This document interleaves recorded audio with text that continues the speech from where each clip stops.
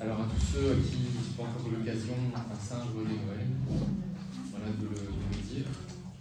On le dit toujours parce que c'est toujours dans l'octave. Enfin bref, on a toujours ce temps de Noël aussi pour nous réjouir et puis laisser le temps de venir en nous. Ce qui se passe réellement, cette fête de Noël, c'est la venue de notre Seigneur parmi nous. Ça s'est fait discrètement, ça s'est fait. Vous voyez, on a eu la présentation de Jésus au temple qu'on a eu dans la liturgie. C'était hier. Aujourd'hui, bon, c'est un peu le même moment parce que Siméon et Anne étaient là tous les deux. Mais en réalité, normalement, il se passe 40 jours au moment de cette présentation. Alors, on le fêtera de nouveau liturgiquement. Mais cela nous dit, même les saints innocents, vous voyez qu'on a fêté 2-3 jours après Noël, eh bien, le délai que Hérode s'était fait indiquer, en fait, c'était 2 ans. Et les rois mages, qu'on fêtera dans quelques jours, là aussi, on n'est pas tout à fait certain exactement, mais il est bien possible qu'il s'est passé en réalité bien peut-être 2 ans. Voilà. Tout ça pour dire qu'on n'est pas à quelques jours près, et donc il y a vraiment le temps que bien, ce qui se passe lors de cette fête rentre en nous, dans nos vies, dans nos cœurs. Cela s'incarne petit à petit. Alors le son, il n'est pas assez fort. Qu'est-ce qu'il... Il y a trop d'écho. Ah, il y a trop d'écho, donc il faut diminuer le volume. Je peux diminuer un peu, mais après, il faut que vous entendiez encore. Non, chez toi, tu dois augmenter. Chez moi, je dois augmenter? Oui, ici, je diminue et augmente sur le micro. Ok, bah là, je suis au maximum. Voilà. C'est mieux. C'est mieux? Oui. Ok, super. Allô? Si c'est pour moi, vous dites que je suis occupé.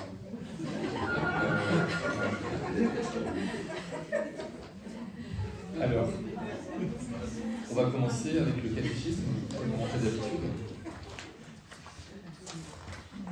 Donc le numéro 610.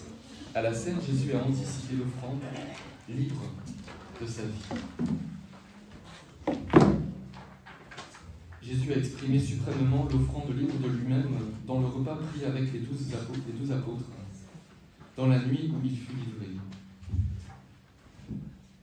La veille de sa passion, alors qu'il était encore libre, Jésus a fait de cette dernière scène avec ses apôtres le mémorial de son offrande volontaire au Père pour le salut des hommes. Ceci est mon corps donné, ou notre traduction c'est livré pour vous. Ceci est mon sang, le sang de l'alliance qui va être répandu pour une multitude en rémission des péchés.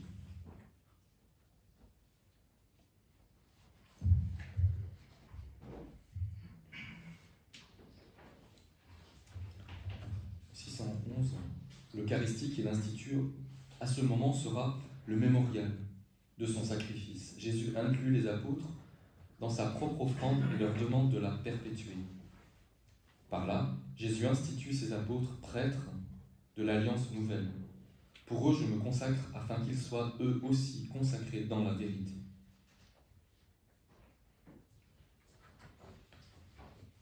On a là ce grand mystère où, dans ces quelques mots, effectivement, tout le sacrement, on peut dire les sacrements en réalité, parce qu'il y a 2 sacrements là. Il y a le sacrement de l'Eucharistie, évidemment, qui est donné pour tous, et puis il y a aussi, quand il dit « faites cela en mémoire de moi », il s'agit du sacrement là de l'ordre, où ce qu'il fait, ce seront à ses disciples, ses apôtres, à leur tour de le faire.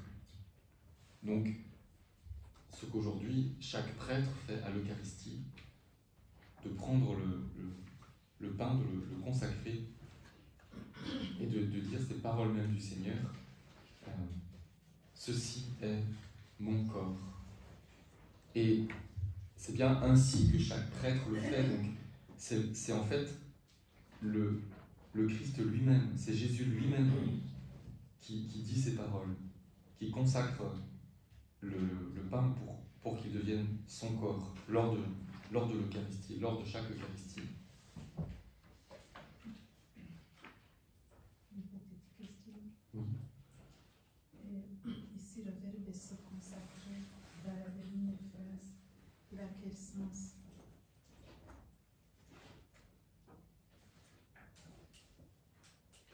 Jean 17, 19. C'est dans la prière que Jésus fait à son Père, tout particulièrement pour ses apôtres, mais aussi pour tous les croyants, mais spécialement pour ses apôtres. On parle de la grande prière sacerdotale de Jésus. Tous ces chapitres-là, je ne sais plus exactement lesquels, mais en tout cas le chapitre 17, il est dedans, en Saint Jean. Donc c'est au moment justement de la Sainte Seine où Jésus va aussi prier pour l'unité. Il y aura cette prière qui est assez connue, Père, qu'il soit un, comme toi en moi et moi en eux. On peut dire que c'est donc tout un moment où Jésus prie tout spécialement pour la consécration de ses apôtres. Comme je le disais avant, il leur dira « Faites cela en mémoire de moi », ce qu'il a fait à la Sainte Seine. Il a aussi toute cette prière, cette longue prière qui est rapportée par Saint Jean, qui abonde dans le fait qu'ils reçoivent une mission qui les dépasse largement, dans laquelle ils sont consacrés, dans laquelle ils vont se donner entièrement. Et voilà, ta question, c'était qu'est-ce que ça veut dire consacrer? C'est donné. Je crois que c'est vraiment ça fait partie de l'institution en fait du sacrement de l'ordre, où ils sont consacrés, littéralement consacrés veut dire mis à part, oui, mis à part pour le Seigneur. Donc c'est le sens de la mission que reçoivent les apôtres à ce moment-là.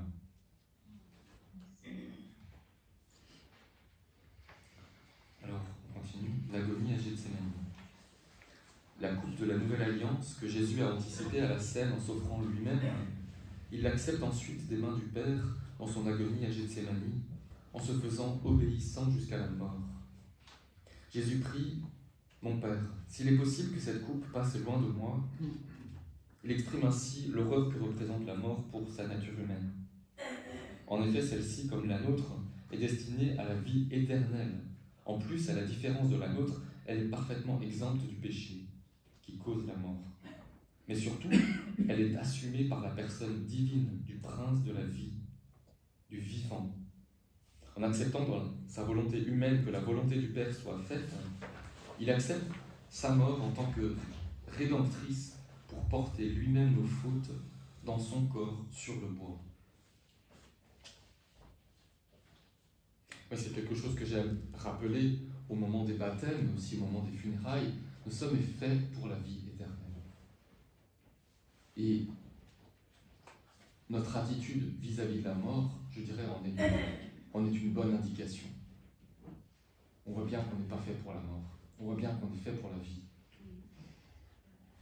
On peut dire, il y a là, dans la réaction de Jésus, quelque chose d'assez naturel. Ce sens d'être pour la vie. Mon Père, s'il est possible que cette coupe passe loin de moi. Et vous connaissez la suite de la phrase. Non pas ce que je veux, mais ce que tu veux. Voilà, mais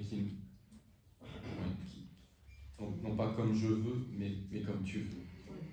Donc il y a cette... et quelque part, c'est notre...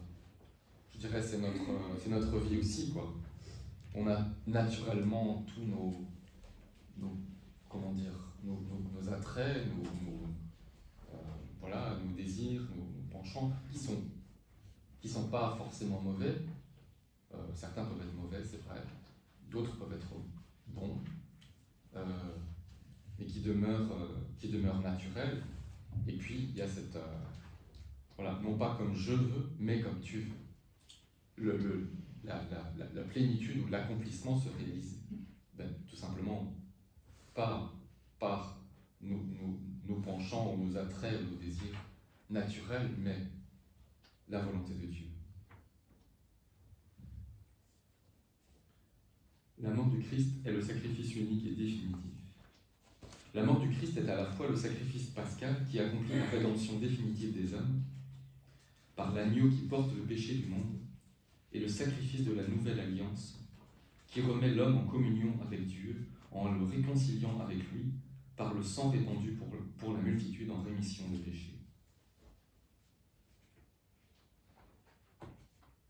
Ce sacrifice du Christ est unique. Il atteint et dépasse tous les sacrifices. Il est d'abord un don de Dieu, le Père lui-même. C'est le Père qui livre son Fils pour nous réconcilier avec lui. Il est en même temps offert du Fils de Dieu, fait homme, qui librement et par amour offre sa vie à son Père par l'Esprit Saint pour réparer notre désobéissance.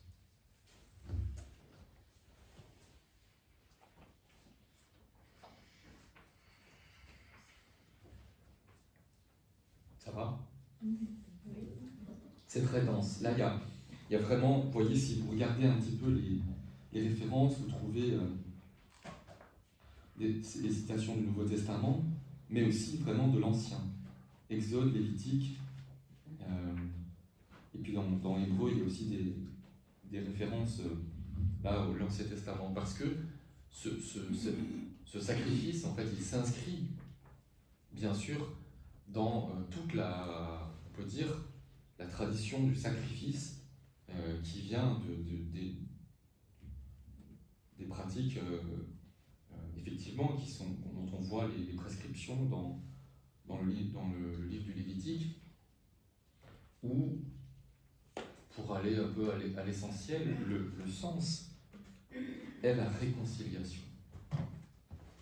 Généralement, un sacrifice a lieu pour réparer, pour faire une réparation. Quand quelqu'un a commis une faute, un péché, un crime ou quoi contre quelqu'un d'autre, il y a besoin fondamentalement, ce dont il y a besoin, c'est une réconciliation. Et pour que la réconciliation puisse avoir lieu, il y a une offrande, il y a un sacrifice.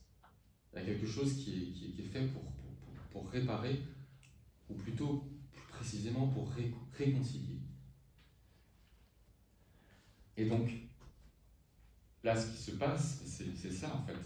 C'est-à-dire que le péché de l'homme qui offense Dieu, parce qu'il offense Dieu, il a une valeur infinie. Mais l'homme étant limité, fini, il n'est pas capable finalement d'offrir, de faire de satisfaire à la nécessité de réparation pour la réconciliation à la suite de ce péché. Je parle principalement du péché originel, mais en fait tous les péchés qui vont avec. Et voilà, donc de la part de Dieu, du coup, c'est de là que vient la réponse, c'est-à-dire que c'est Dieu lui-même qui, comme il est Dieu, va pouvoir offrir le sacrifice qui a une valeur infinie, qui permet de satisfaire aux besoins de réparation pour cette réconciliation. Et comme il est homme, parce qu'il est à la fois homme et Dieu, eh bien, il le fait pour tous les hommes. Et c'est ainsi, grâce à lui, que les hommes avec Dieu peuvent être réconciliés. Jésus substitue plus en obéissance à notre obéissance. Donc au numéro 615. Comme par la désobéissance d'un seul, la multitude a été constituée pécheresse, ainsi par l'obéissance d'un seul, la multitude sera constituée juste. Par son obéissance jusqu'à la mort, Jésus a accompli la substitution du serviteur souffrant qui offre sa vie en sacrifice expiatoire, alors qu'il portait le péché des multitudes, qu'il justifie en s'accablant lui-même de leurs fautes. Jésus a réparé pour nos fautes et satisfait au Père pour nos fautes, pour nos péchés. Sur la croix, Jésus consomme son sacrifice. C'est l'amour jusqu'à la fin qui confère sa valeur de rédemption et de réparation, d'expiation et de satisfaction au sacrifice du Christ. Il nous a tous connus et aimés dans l'offrande de sa vie. L'amour du Christ nous presse à la pensée que si un seul est mort pour tous, alors tous sont morts. Aucun homme, fût-il le plus saint, n'était en mesure de prendre sur lui les péchés de tous les hommes, et de s'offrir en sacrifice pour tous. L'existence dans le Christ de la personne divine du Fils, qui dépasse et en même temps embrasse toutes les personnes humaines et qui le constitue tête de toute l'humanité, rend possible son sacrifice rédempteur pour tous. Par sa sainte passion sur le bois de la croix, il nous a mérité la justification, enseigne le Concile de Trente, souligne le caractère unique du sacrifice du Christ comme principe de salut éternel. Et l'Église vénère la croix en chantant « Salut aux croix, notre unique espérance ».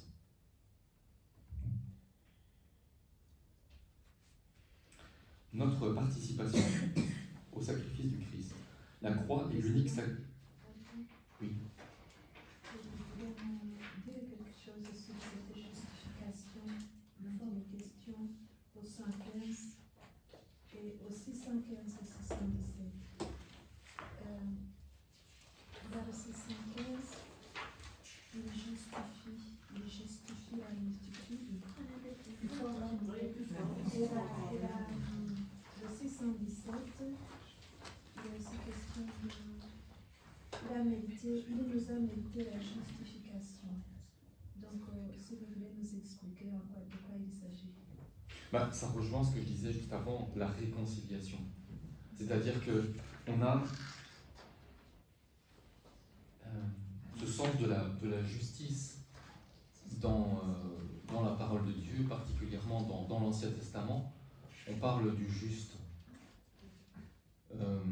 D'ailleurs, c'est dans un sens qui est assez proche que les Juifs aujourd'hui toujours parlent des justes. Et donc, il s'agit avant tout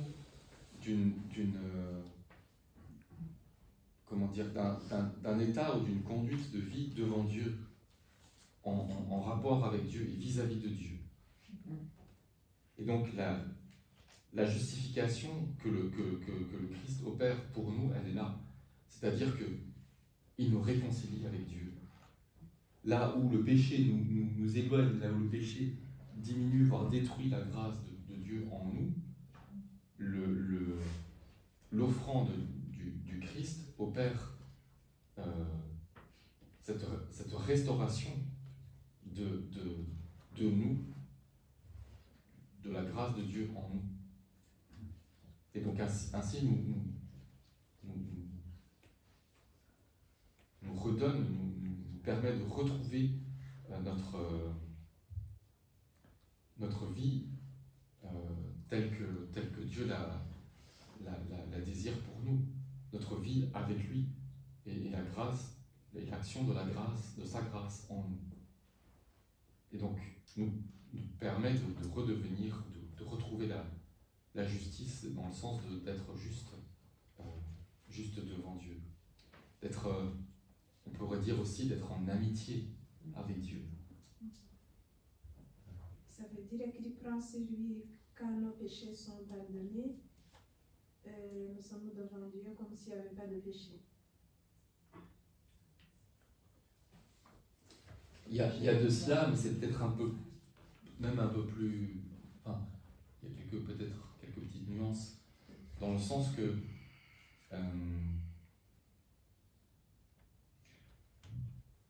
l'offrande que lui fait de lui-même satisfait pour notre réconciliation avec Dieu. Et donc par là, nous permet à tous d'être réconciliés avec Dieu. Alors, c'est plutôt réconcilié. C'est pas exactement comme s'il n'y avait pas de péché. Certains diront, bienheureuse faute qui nous a valu un tel Rédempteur. C'est-à-dire que l'histoire n'est pas d'un coup effacée, mais elle est plutôt, oui, elle est assumée. Il y a une réconciliation qui s'opère, comme il y a certaines images comme ça que Jésus donne, c'est par rapport à la femme adultère ou la femme de mauvaise vie. Il dit voilà, si quelqu'un avait une dette de, je ne sais plus, c'était 500 pièces d'argent ou quoi, et qu'on lui remet, ou si l'autre avait une dette de 50 et qu'on lui remet, qui va montrer le plus de reconnaissance, le plus d'amour? Et donc, cette parabole, enfin, cette image que Jésus emploie, je pense, nous montre un sens du fait que, oui, l'histoire a son importance et le péché qui a été là, ce n'est certainement pas ce qui intéresse Dieu. Ce qui intéresse Dieu, c'est nous. Mais le fait qu'il y ait eu ce chemin avec les détours, avec le péché, marque aussi d'une certaine manière. Parfois on dit ah ben celui-là il vient de loin. Il y a un petit peu quelque chose de cela, c'est-à-dire que quand on vient de loin, on a un rapport qui est pas exactement le même que quand on est là naturellement, quoi. Et donc il y a cette histoire où oui, il y a eu le péché et il y a cette réconciliation qui est opérée par le Christ. Il y a ce don immense avant tout d'amour pour nous retrouver, pour nous réconcilier avec lui et pour que nous retrouvions la vie en lui. Mais après, ça dépend. Il y a aussi une part qui est la nôtre. C'est-à-dire que si c'est vrai que le sacrifice qu'il opère satisfait à la pleine réconciliation de nous et de Dieu en nous, il nous incombe de l'accepter, de la recevoir. Il nous incombe aussi ensuite de ne pas la trahir. Nous recevons l'Esprit Saint. L'Esprit ne vient généralement pas forcer quoi que ce soit en nous. Ainsi donc, il nous incombe de ne pas le contrister. Et donc de recevoir la grâce de Dieu pour en vivre, vraiment pour en vivre. Et c'est ainsi que nous demeurons dans cette grâce qu'il nous donne. Ça va? Notre participation au sacrifice du Christ. La croix est l'unique sacrifice du Christ, seul médiateur entre Dieu et les hommes. Mais parce que dans sa personne divine incarnée, il s'est en quelque sorte uni lui-même à tout homme, il offre à tous les hommes, d'une façon que Dieu connaît, la possibilité d'être associés au mystère pascal. Il appelle ses disciples à prendre leur croix et à le suivre. Car il a souffert pour tous. Il nous a tracé le chemin afin que nous suivions ses pas. Il veut en effet associer à son sacrifice rédempteur ceux-là même qui en sont les premiers bénéficiaires. Cela s'accomplit suprêmement pour sa mère, associée plus intimement que tout autre au mystère de sa souffrance rédemptrice. En dehors de la croix, il n'y a pas d'autre échelle par où monter au ciel.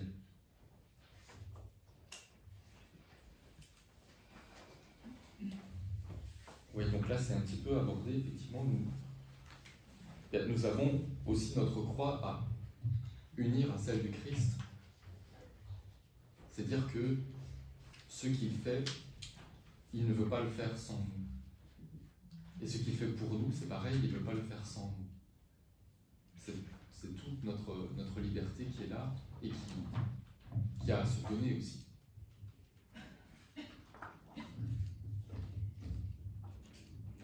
Alors maintenant, c'est les reprises, les fameux en bref, qui ont une grande densité et qui résument tout ce qui précède.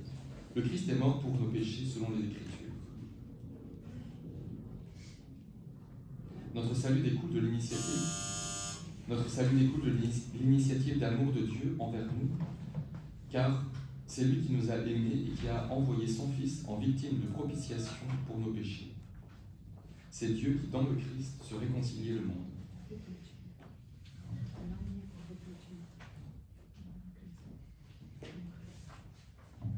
Jésus s'est offert librement pour notre salut, ce dont il le signifie et le réalise à l'avance pendant la dernière scène. Ceci est mon corps qui va être donné pour vous.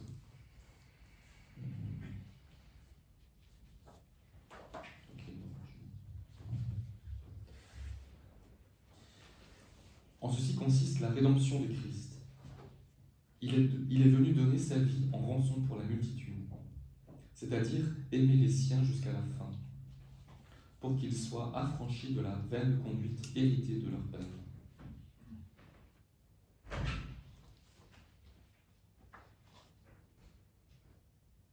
Par son obéissance aimante au Père, jusqu'à la mort de la croix, Jésus accomplit la mission expiatrice du serviteur souffrant qui justifie les multitudes en s'accablant lui-même de leurs fautes.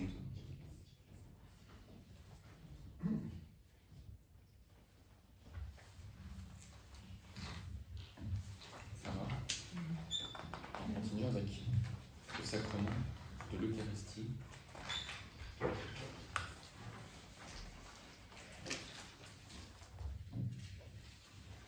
La Sainte Eucharistie achève l'initiation chrétienne. Ceux qui ont été élevés à la dignité du sacerdoce royal par le baptême et configurés plus profondément au Christ par la confirmation, ceux-là, par le moyen de l'Eucharistie, participent avec toute la communauté au sacrifice même du Seigneur. Notre Sauveur, à la dernière scène, la nuit où il était livré, institua le sacrifice eucharistique donc de son corps et de son sang pour perpétuer le sacrifice de la croix au long des siècles, jusqu'à ce qu'il vienne et pour confier à l'Église, son épouse bien-aimée, le mémorial de sa mort et de sa résurrection. Sacrement de l'amour, signe de l'unité, lien de la charité, banquet pascal dans lequel le Christ est reçu en nourriture. L'âme est comblée de grâce et le gage de la gloire future nous est donné. Quelqu'un me dit ce que ça veut dire SC? Pas tous en même temps. Quoi? Personne? C'est quoi le mot? Vous entendez pas ce que je dis? Ah d'accord. Ah, vous n'écoutez pas, d'accord. Ceci explique.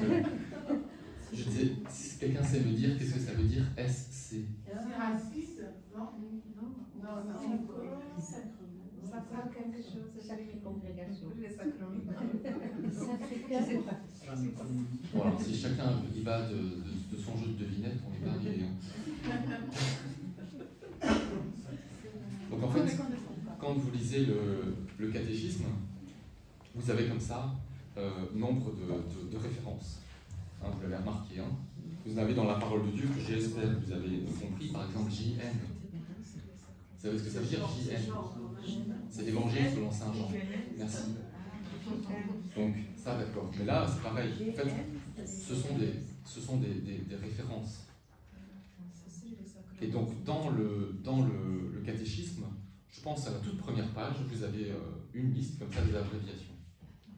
Donc c'est vrai que pour moi c'est un peu naturel. Donc, mais je me dis, bon, voilà, ça n'est peut-être pas pour tout le monde, je pose la question. Voilà. Donc SC, c'est une des 4 constitutions dogmatiques du deuxième concile du Vatican, qui s'appelle Sacrosanctum Concilium, qui était la première publiée. Donc là, c'est ça.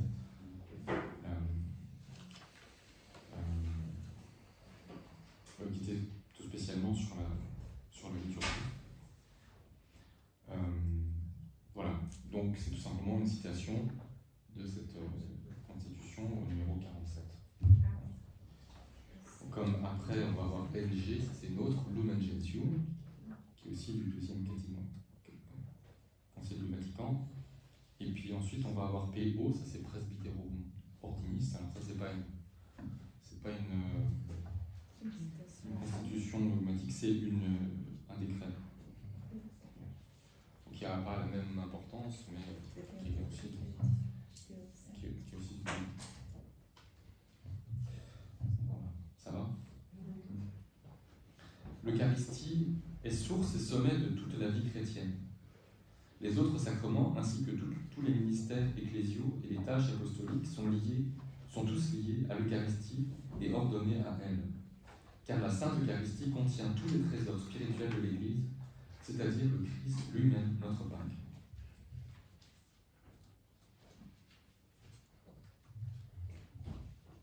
La communion de vie avec Dieu et l'unité du peuple de Dieu par lesquels l'Église est elle-même, par lequel l'Église est elle-même, l'Eucharistie les signifie et les réalise. En elle se trouve le sommet à la fois de l'action par laquelle, dans le Christ, Dieu sanctifie le monde, et du culte quand l'Esprit Saint les hommes rendent au Christ et par lui au Père. Enfin, par la célébration eucharistique, nous nous unissons déjà à la liturgie du ciel et nous anticipons la vie éternelle quand Dieu sera tout en tous. Bref, l'Eucharistie est le résumé et la somme de notre foi. Notre manière de penser s'accorde avec l'Eucharistie et l'Eucharistie en retour confirme notre manière de penser.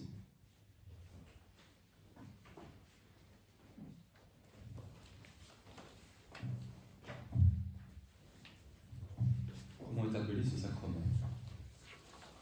La richesse inépuisable de ce sacrement s'exprime dans les différents noms qu'on lui donne. Chacun de ces noms en évoque certains aspects. On l'appelle Eucharistie parce qu'il est action de grâce à Dieu. Oui, c'est parce que, je ne sais pas si vous voyez, mais en fait, Eucharistie, c'est un mot qui a une étymologie grecque, qui vient du grec eucharisto, et qui signifie littéralement remercier ou rendre grâce. Les mots Eucharistain et Eulogein rappellent les bénédictions juives qui proclament, surtout pendant le repas, les œuvres de Dieu, la création, la rédemption et la sanctification. Repas du Seigneur, parce qu'il s'agit de la scène que le Seigneur a pris avec ses disciples la veille de sa passion et de l'anticipation du repas des noces de l'agneau dans la Jérusalem céleste. Fraction du pain, parce que ce rite propre aux Juifs, propre au repas juif, a été utilisé par Jésus lorsqu'il bénissait et distribuait le pain en maître de table. Surtout, lors de la dernière scène, c'est à ce geste que les disciples le reconnaîtront après sa résurrection. Et c'est de cette expression que les premiers chrétiens désigneront leurs assemblées eucharistiques. Il signifie par là que tous ceux qui mangent à l'unique pain rompu, le Christ, entrent en communion avec lui et ne forment plus qu'un seul corps en lui. Assemblée eucharistique, parce que l'Eucharistie est célébrée en l'assemblée des fidèles, expression visible de l'Église.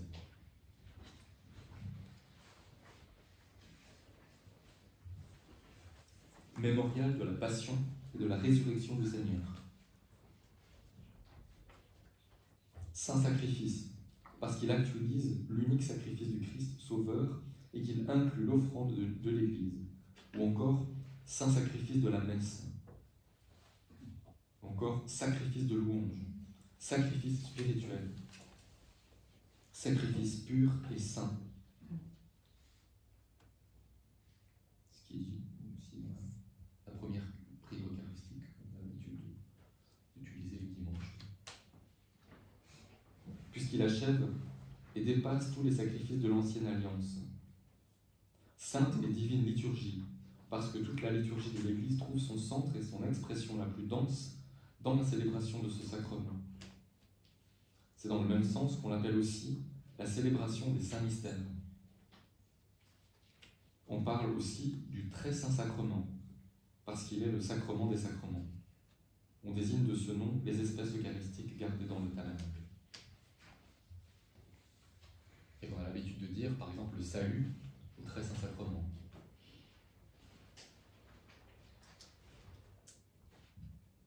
Communion, parce que c'est par ce sacrement que nous nous unissons au Christ, qui nous rend participants de son corps et de son sang pour former un seul corps. On l'appelle encore les choses saintes, Taragia Sancta. C'est le sens premier de la communion des saints, dont parle le symbole des apôtres. Pain des anges, pain du ciel, médicament de l'immortalité, viatique. Sainte Messe, parce que la liturgie dans laquelle s'est accompli le mystère du salut se termine par l'envoi des fidèles, la mission, afin qu'ils accomplissent la volonté de Dieu dans leur vie quotidienne.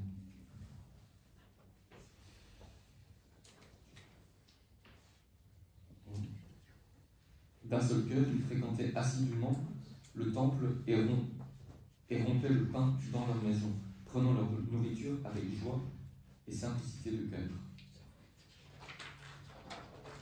C'était surtout le premier jour de la semaine, c'est-à-dire le jour du dimanche, le jour de la résurrection de Jésus, que les chrétiens se réunissaient pour rompre le pain. Depuis ces temps-là jusqu'à nos jours, la célébration de l'Eucharistie s'est perpétuée, de sorte qu'aujourd'hui, nous la rencontrons partout dans l'Église, avec la même structure fondamentale. Elle demeure au centre de la vie de l'Église. Ainsi, la célébration, deux célébrations en célébration, annonçant le mystère pascal de Jésus jusqu'à ce qu'il vienne, le peuple de Dieu, en pèlerinage, s'avance par la porte étroite de la croix vers le banquet céleste, quand tous les élus s'assiégeront à la table du royaume. En bref, Jésus dit « Je suis le pain vivant descendu du ciel. Qui mangera de ce pain vivra à jamais. Qui mange ma chair et boit mon sang à la vie éternelle. Il demeure en moi et moi en lui. »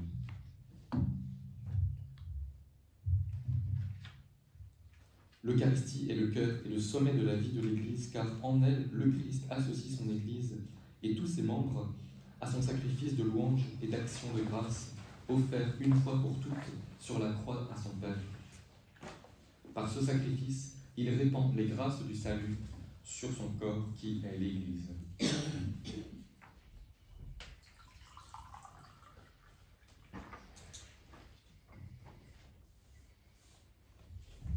La célébration eucharistique comporte toujours la proclamation de la parole de Dieu, l'action de grâce à Dieu le Père pour tous ses bienfaits, surtout pour le don de son Fils, la consécration du pain et du vin, et la participation au banquet liturgique par la réception du corps et du sang du Seigneur.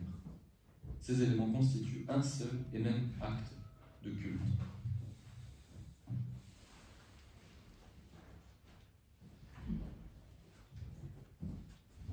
L'Eucharistie est le mémorial de la Pâque du Christ, c'est-à-dire de l'œuvre du salut accomplie par la vie, la mort et la résurrection du Christ, œuvre rendue présente par l'action liturgique. C'est le Christ lui-même, grand prêtre éternel de la nouvelle alliance, qui, agissant par le ministère des prêtres, offre le sacrifice eucharistique. Et c'est encore le même Christ, réellement présent sous les espèces du pain et du vin, qui est l'offrande du sacrifice eucharistique.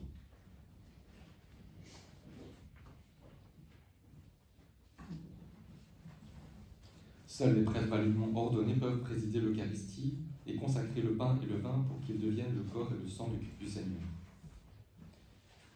Les signes essentiels du sacrement eucharistique sont le pain de blé et le vin du vignoble, sur lesquels est invoquée la bénédiction de l'Esprit Saint, et le prêtre prononce les paroles de la consécration dites par Jésus pendant la dernière scène.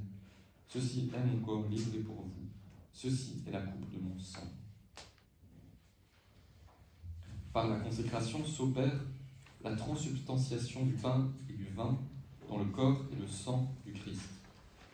sous les espèces consacrées du pain et du vin, le Christ lui-même, vivant et glorieux, est présent de manière vraie, réelle et substantielle. Son corps et son sang, avec son âme et sa divinité.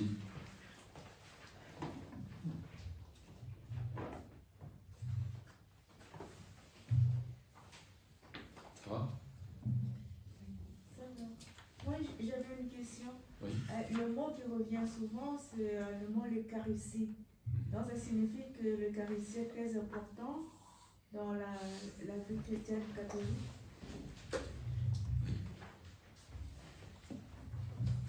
On avait juste avant, qu'est-ce qu'on disait?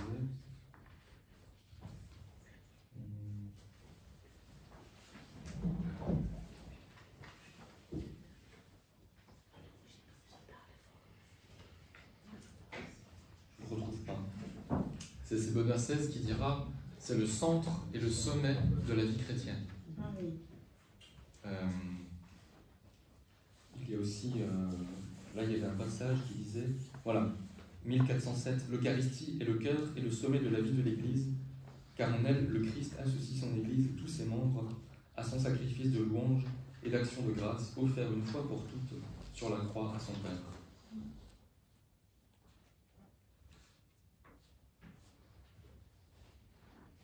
Donc, sans l'Eucharistie, l'Église catholique n'existerait pas.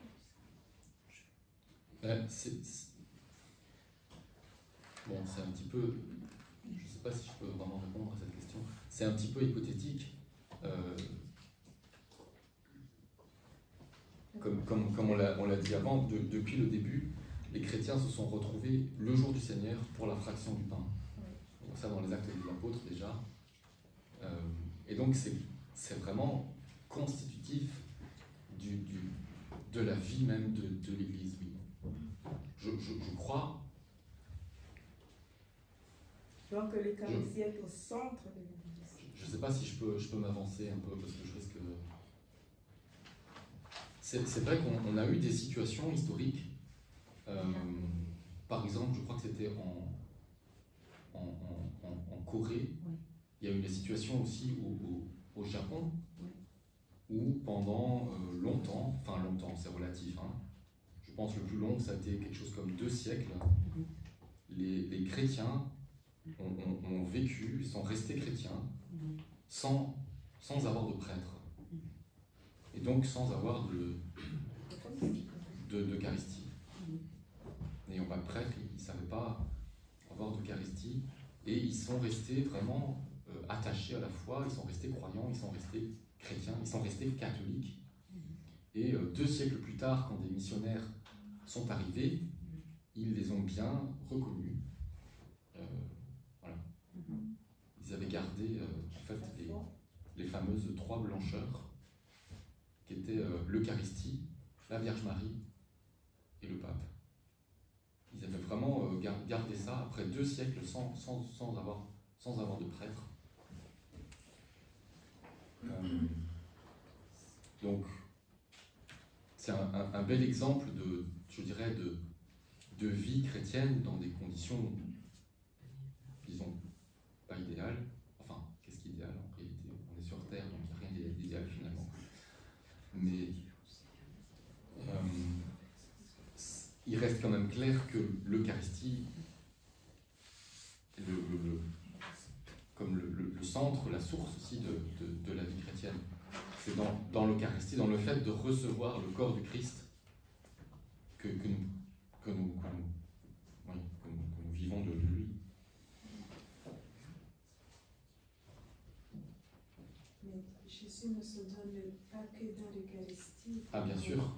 Dans la mesure où on ne peut pas le recevoir, il y a d'autres possibilités que Jésus se communique au sein de l'Église. Bien sûr. Il y a quelqu'un là dans le fond. Ah oui, pardon, j'avais pas vu. Oui. Dis-moi ton prénom. Bernadette. Oui. En fait, je voulais simplement dire l'importance de l'Eucharistie, c'est que, comme vous le dites, pendant 2 siècles, il n'y avait pas de prêtre. Moi, je peux témoigner que lorsque je n'avais personne autour de moi et que j'étais seul par la foi. Et je l'ai consacré au Seigneur, je l'ai consacré au Seigneur par la foi. Et j'ai pu rester en vie et j'ai pu guérir aussi de ça. Donc c'est important, comme vous le dites, l'Eucharistie c'est important. Et peu importe les circonstances dans lesquelles on se trouve, même si on est seul, on peut le prendre. Et le Seigneur est là parce qu'il voit le cœur, les intentions du cœur.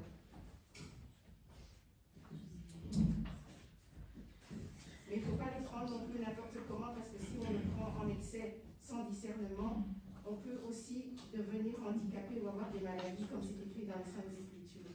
Donc il faut le prendre avec sagesse aussi et discernement.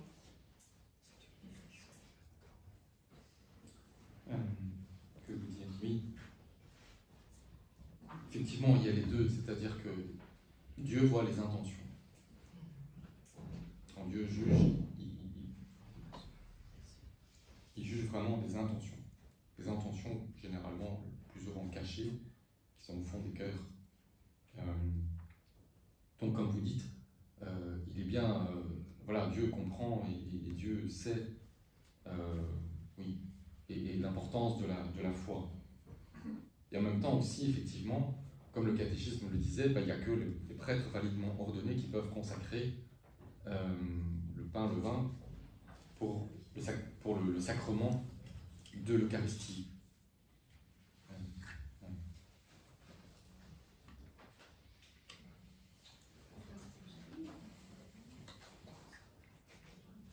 On était où 416, je crois.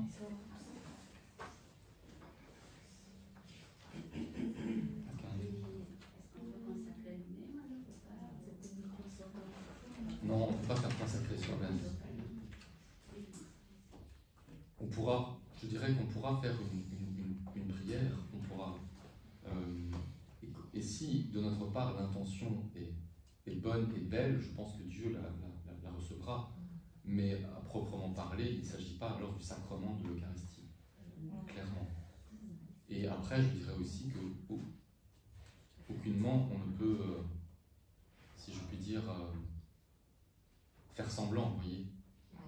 Parce que là, on arrive dans du coup quelque chose où l'intention devient un peu pervertie. Enfin, donc, oui.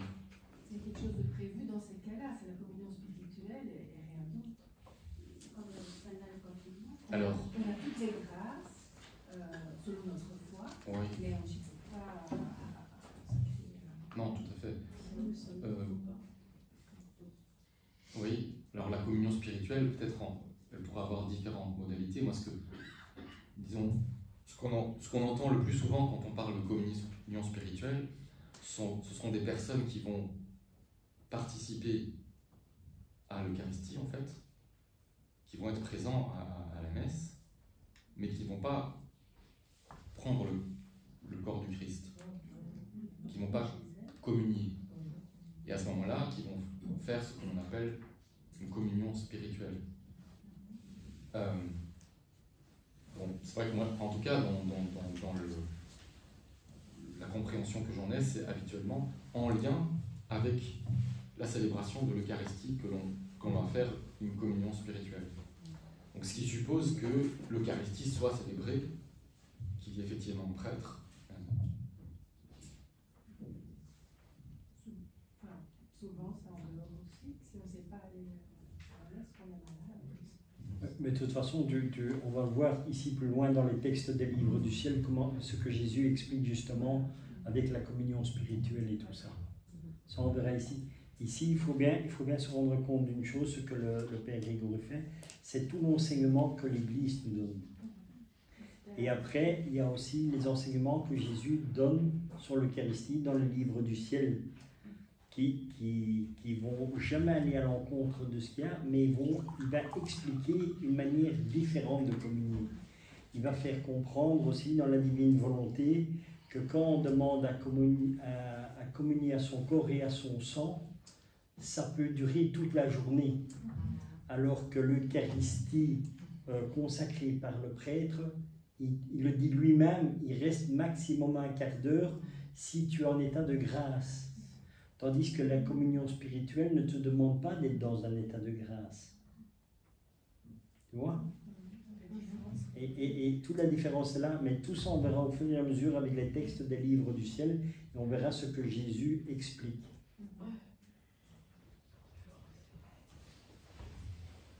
Celui qui veut recevoir, donc je prends le numéro 1415, je crois qu'on était là.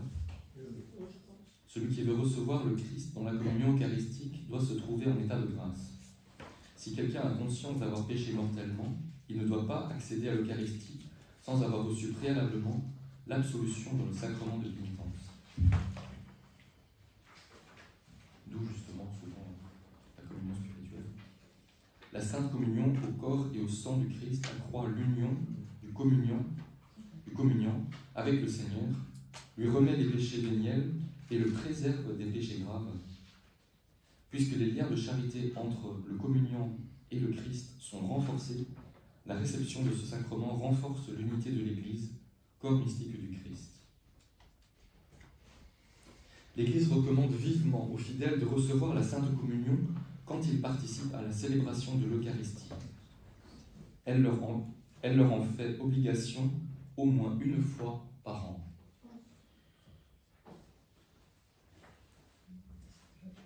Alors bon, ça c'est peut-être, comment dire, je pense que ça a été formulé dans un contexte qui est un petit peu différent de celui d'aujourd'hui, mais ça reste vrai bien sûr.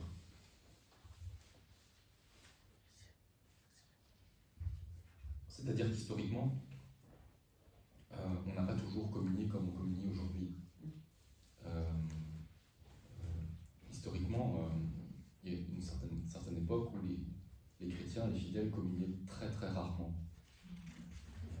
Comme pour la confession, c'était pareil aussi. En général, il y avait aussi une période, une fois par an, à la confession, et je pense que c'est lié avec ceci aussi. Oui, alors, oui. Ça, Voilà, malheureusement, ça pas forcément. dans ce contexte-là, quoi, à une époque bien précise, quoi. Parce qu'il y avait une époque où, voilà, justement, tu n'avais pas des prêtres ni quoi que ce soit, et voilà, ils voyageaient, comme on dit, de village en village, et toutes ces histoires-là. Donc voilà, ils n'avaient pas la possibilité ni d'aller tout le temps à la confession, ni d'aller à l'Eucharistie, comme nous, on a cette grâce maintenant. Puisque le Christ lui-même est présent dans le sacrement de l'autel, il faut l'honorer d'un culte d'adoration. La visite au très saint sacrement est une preuve de gratitude, un signe d'amour et un devoir d'adoration envers le Christ, notre Seigneur.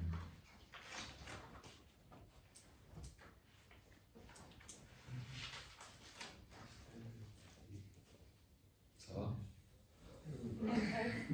Comment? Ça veut bien m'en dire. MF. Oui, merci. Mysterium Fidei. Ça, c'est un thème 13. Je pense que c'était. Je ne sais pas tout à fait ça. Il faudrait que je recherche. Je pense que c'était une encyclique de Jean-Paul II, mais j'ai un petit doute. Le Christ ayant passé de ce monde au Père nous donne dans l'Eucharistie le gage de la gloire auprès de lui. La participation au saint sacrifice nous identifie avec son cœur, soutient nos forces au long du pèlerinage de cette vie, nous fait souhaiter la vie éternelle et nous unit déjà à l'Église du ciel, à la Sainte Vierge Marie et à tous les saints.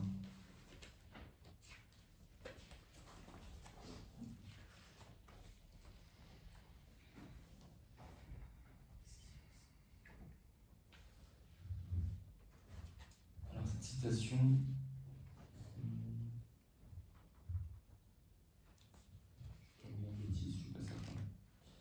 donc, ne va pas te demander si c'est vrai, mais accueille plutôt avec foi les paroles du Seigneur, parce que lui qui est la vérité ne ment pas. Chacun selon qu'il s'est lui-même imposé.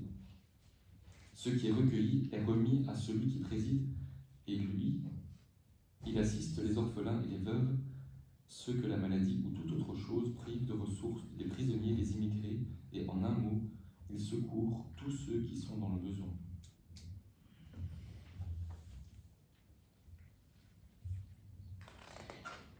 Alors, on a maintenant un passage de l'Évangile de Saint Matthieu. C'est la fin de l'Évangile. Jésus s'étant approché leur parla ainsi: tout pouvoir m'a été donné dans le ciel et sur la terre. Allez, faites de toutes les nations des disciples, les baptisant au nom du Père et du Fils et du Saint-Esprit, et enseignez-leur à observer tout ce que je vous ai prescrit. Et voici, je suis avec vous tous les jours jusqu'à la fin du monde.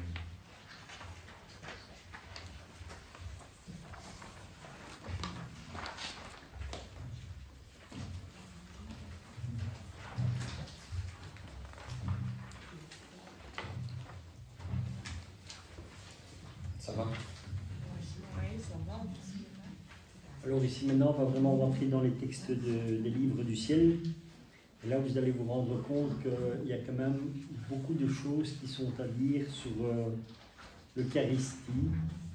Vous allez voir que Jésus parle que nous pouvons devenir des hosties vivantes.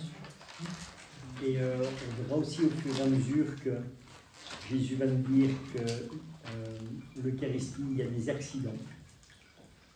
Ce sont des accidents, mais tout ça, on va parler au fur et à mesure. Voilà, comme ça, vous allez voir en gros. Et Jésus nous enseigne aussi que l'adoration ne se fait pas uniquement devant le Saint-Sacrement, qu'il n'y a pas uniquement l'adoration eucharistique, il y a l'adoration aussi dans toute la création. Parce que Dieu est dans tout, en fait. Donc on peut faire une adoration dans le soleil de Dieu, et il n'y a aucune offense ni quoi que ce soit, puisque c'est Dieu qui a créé le soleil, donc il se trouve forcément dans le soleil. Et tout ça, on va voir ici dans les textes du livre du ciel. Donc ici, les deux premiers textes que nous allons voir, c'est vraiment les extrêmes où on va entendre Jésus qui va nous dire qu'on sait devenir des hosties vivantes, et il va aussi expliquer qu'est-ce que c'est un accident. Pourquoi c'est un accident, l'Eucharistie. Donc vraiment, on va voir, tout ça va être détaillé, mais bon, écoutons l'enseignement que Jésus donne. Alors quand même, un point à dire avec ce que tu as dit par rapport à l'adoration de la création, ou plutôt, moi je dirais de Dieu par la création. Parce dans que la création. Nous adorons Dieu dans la création oui. de Dieu. C'est juste parce que, enfin, je pense que c'est un petit peu important de préciser parce que c'est un débat, je ne sais pas si on peut appeler ça un débat, mais qui traverse tout l'Ancien Testament, où on a un contexte du paganisme et d'idolâtrie, duquel Dieu va petit à petit faire sortir son peuple pour l'adorer lui, et justement ne plus adorer les créatures. Voilà. Et le sens principal en fait du premier chapitre de la Genèse, c'est ça. C'est pas de dire qu'il y a eu tant de jours, 6 jours pour la création du monde, c'est de dire que c'est Dieu qui a créé tout ça.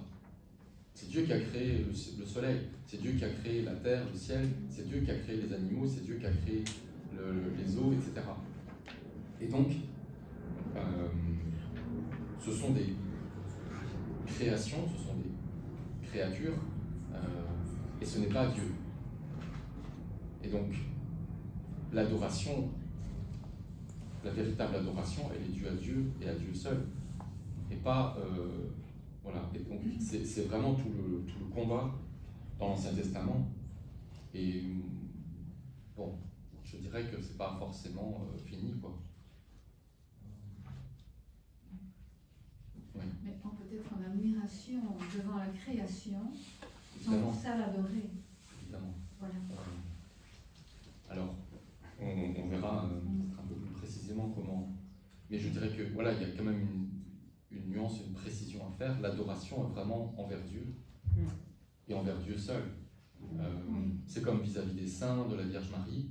Il n'y a jamais d'adoration au sens de culte que l'on rend à Dieu envers les saints ou la Vierge Marie, parce que c'est uniquement vis-à-vis de Dieu.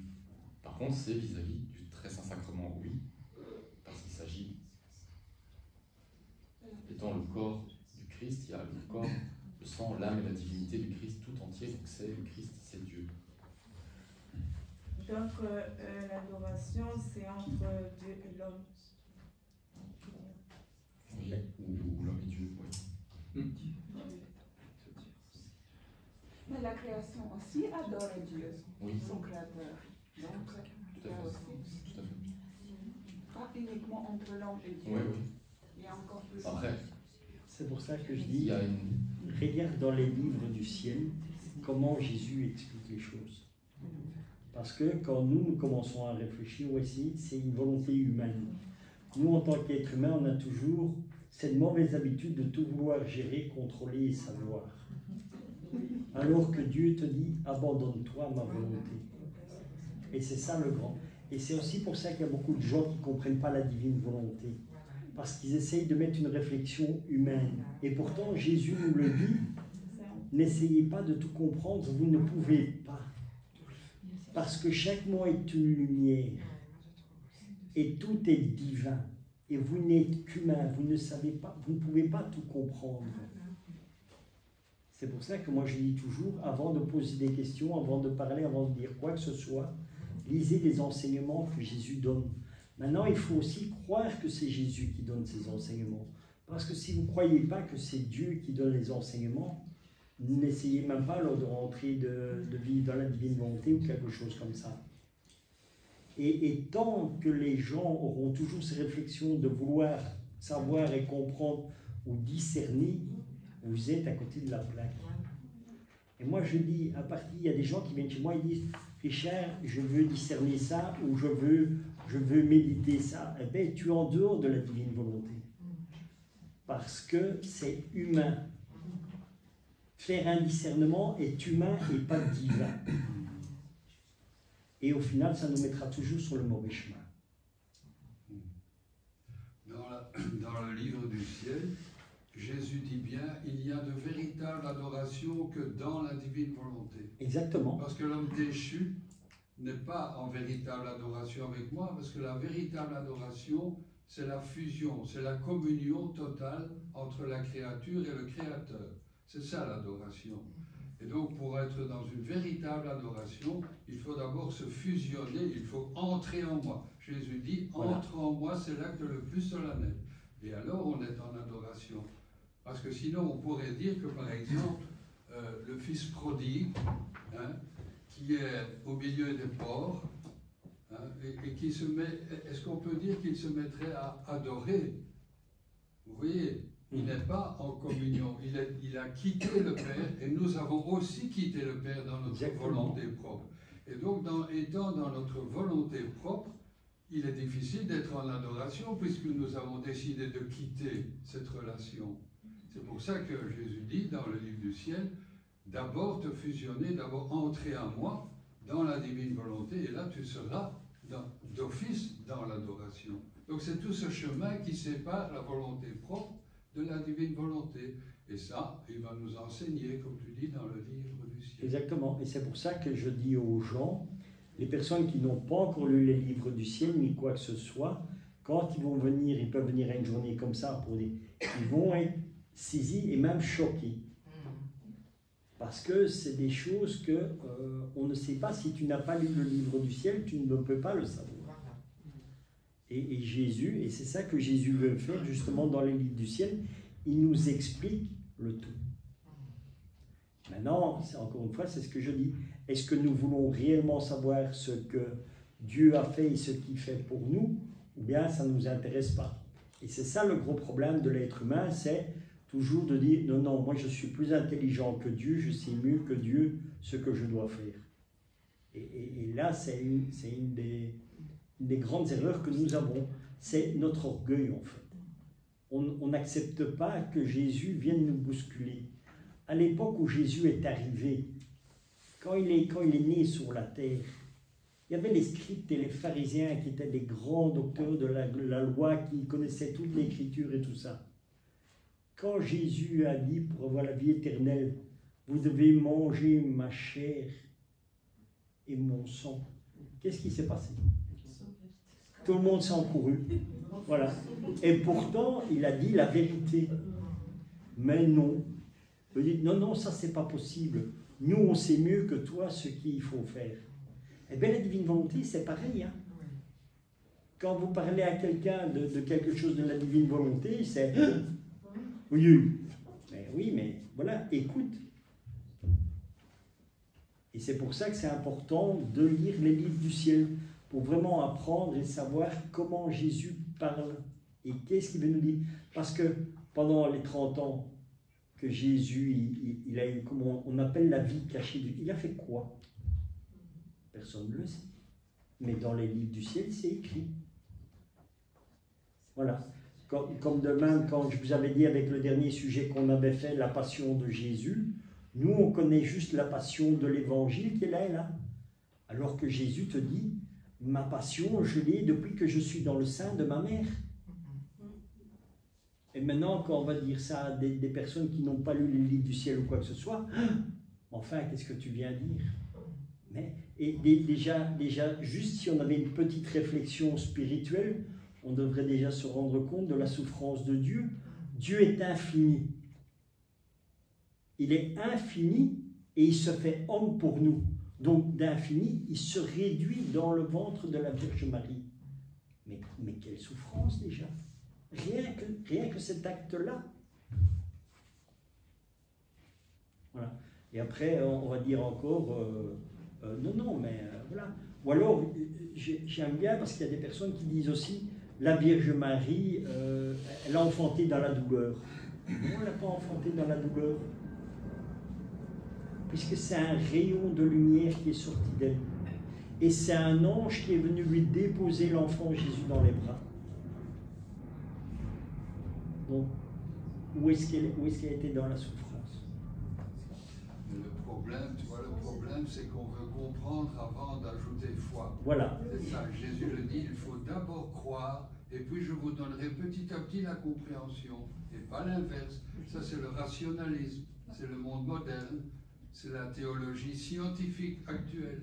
Donc il faut d'abord croire, et ça c'est un saut dans l'inconnu. J'adhère à ce que dit Jésus, et je crois que le livre du ciel vient de Jésus.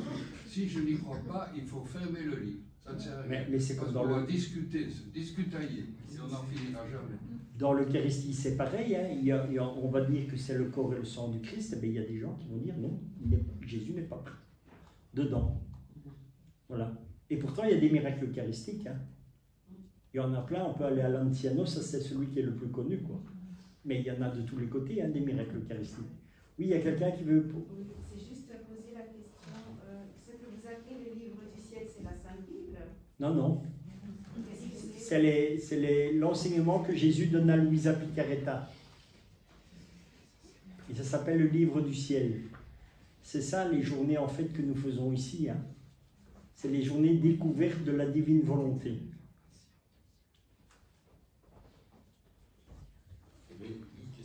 Oui, il y avait une autre question. Oui. Je n'ai jamais lu les livres du ciel. Non, pas encore. Mais je suis très contente de ne pas comprendre ces grands mystères. On ne doit pas croire qu'on va, même si, pour moi, ça reste des mystères. Très difficile. Quand nous sommes ici, quand nous sommes dans nos familles et tout, vraiment, c'est très... Richard, dis-nous, ce sont des mystères. Bien sûr, mais Jésus nous demande de lire les livres du ciel. Pourquoi? Parce que Jésus dit, chaque mot est une lumière. Tu ne peux pas la comprendre parce qu'elle est divine et tu es humaine. Mais lis, parce qu'en fait, quand tu lis, cette lumière entre en toi. Et elle se dépose sur ton cœur et sur ton âme. Et en son temps, tu auras l'éclaircissement. L'Esprit Saint viendra t'éclairer le moment opportun, ce que tu dois savoir. Le tout, c'est que toi, tu aies cette lumière en toi. Donc voilà. Après, toi, tu as lu. Eh bien, ne t'inquiète pas. Tu as lu. N'essaye pas de comprendre ci ou ça.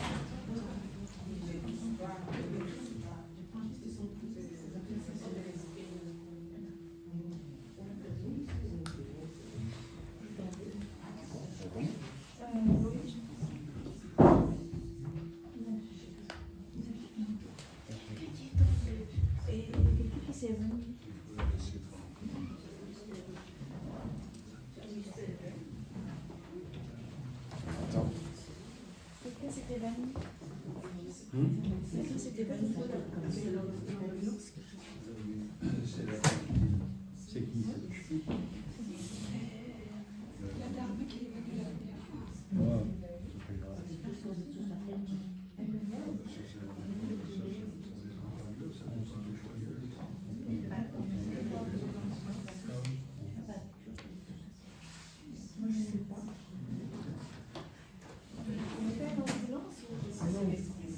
Non, ne t'inquiète pas.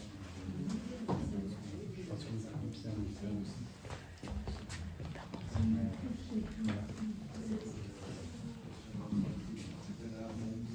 Oui, oui. Faut pas s'inquiéter. Bon, on va commencer par faire une petite lecture. On va lire le premier texte. Après cela, on fera la pause du midi. Comme ça, tout le monde a le temps de récupérer un peu. Voilà.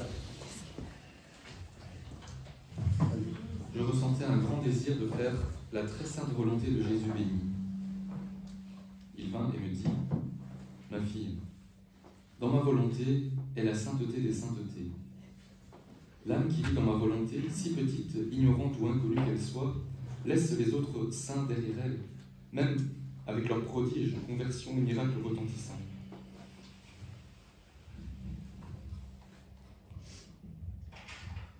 Vraiment, ces âmes sont reines. C'est comme si toutes les autres étaient à leur service. Il semble qu'elles ne font rien, mais en réalité, elles font tout. Car étant dans ma volonté, elles agissent divinement d'une manière cachée et surprenante. Elles sont une lumière qui illumine, un vent qui purifie, un feu qui brûle, un miracle qui fait faire des miracles. Ceux qui font des miracles sont des canaux, mais la puissance réside en ces âmes. Elles sont les pieds des missionnaires, la langue des prédicateurs, la force des faibles, la patience des malades, l'autorité des supérieurs, l'obéissance des sujets, la tolérance des calomniés, l'assurance dans les dangers, l'héroïsme des héros, le courage des martyrs, la sainteté des saints, et ainsi de suite. Étant dans ma volonté, elle concourt à tout le bien qui peut exister dans le ciel et sur la terre. C'est pourquoi je peux dire qu'elles sont mes vraies hosties, des hosties vivantes, pas mortes. Les accidents qui forment les hosties sacramentelles ne sont pas remplis de vie et n'influencent pas ma vie, tandis que l'âme est pleine de vie faisant ma volonté, elle influence et concourt à tout ce que je fais. C'est pourquoi ces hosties consacrées par ma volonté me sont plus chères que les hosties sacramentelles. Et si j'ai une raison d'exister dans l'hostie sacramentelle, c'est de former ces hosties dans ma volonté. Ma fille, j'éprouve tant de délices dans ma volonté que simplement à entendre quelqu'un parler d'elle, je surabonde de joie et j'appelle tout le ciel à la fête. Imagine ce qu'il adviendra des âmes qui vivent dans ma volonté. En elles, je trouve tout mon bonheur et je les comble de bonheur. Leur vie est celle des bienheureux. Elles ne recherchent que deux choses, ma volonté et mon amour. Elles ont peu de choses à faire et cependant, elles font tout.